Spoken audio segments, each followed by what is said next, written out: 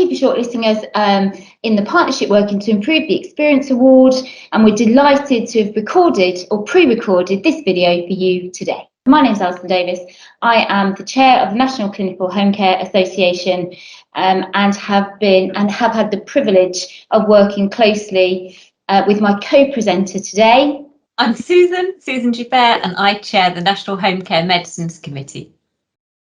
So we're delighted to be here today, and we just want to highlight our collaboration and some of the work that we did during the COVID pandemic of 2020 and 2021. One of the things that I wanted to highlight that we've talked about over in the past, Alison, is the fact that the home care providers and the NHS have really come together during the COVID pandemic to do their best to service patients and maintain patient safety. And I know we've talked about this, but one of the things that we've tried to do over the last few years is just improve the relationships between the NHS and the home care providers and the home care providers themselves. We know every year NCHA members come together and you collate some of the statistics that we have in the home care medicine service.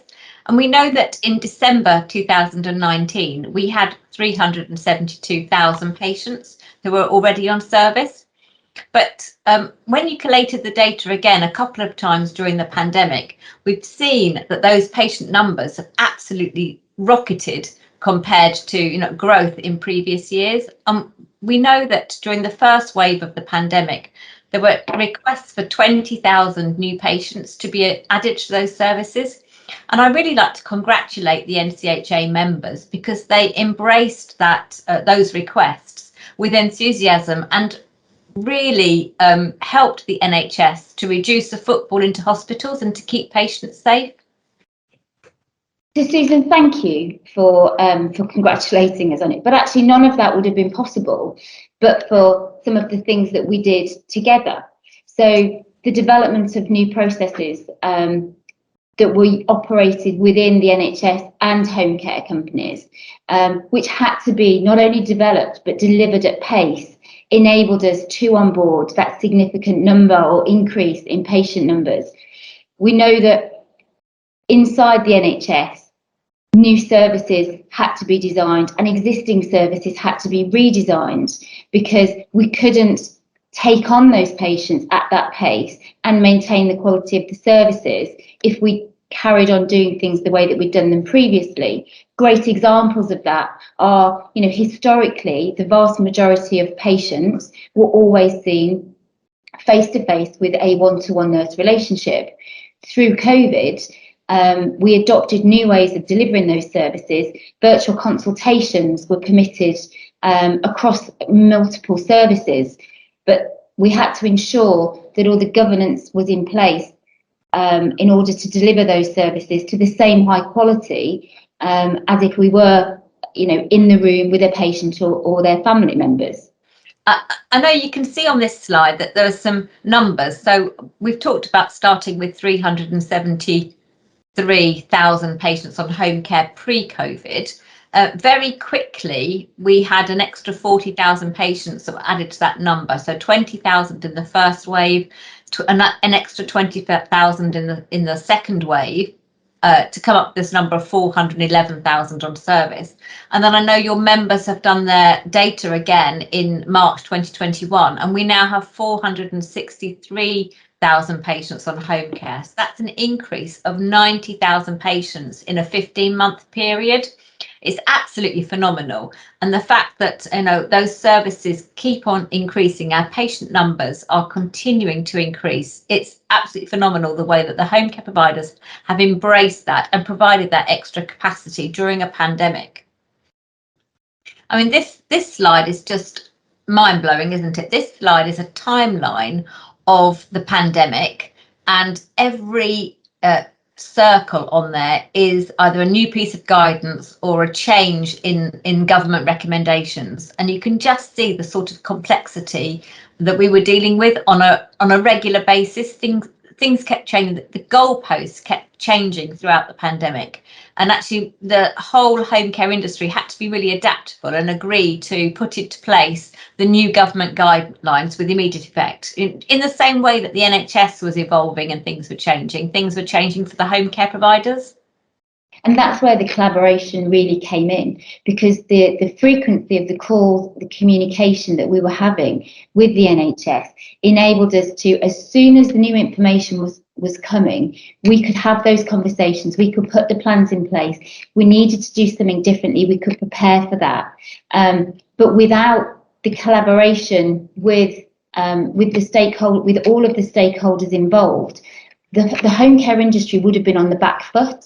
The collaboration enabled us to be nimble, be safe, be effective, and not all go off on a tangent and try and solve the changes or a problem in 17 different ways, which could have happened, but it didn't.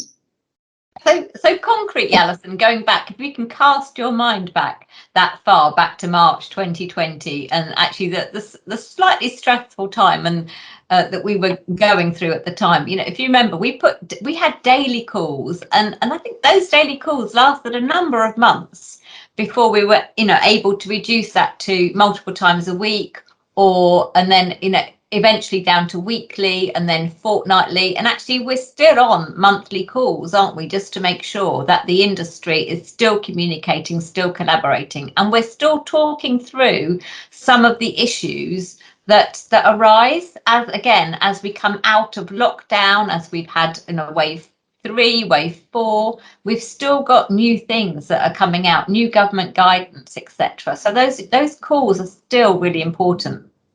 They are, and I think again it demonstrates the level of collaboration and the commitments to the businesses or the services that we all provide. Because let's not forget that whilst all of this was going on from this is my job environment, we're all human beings.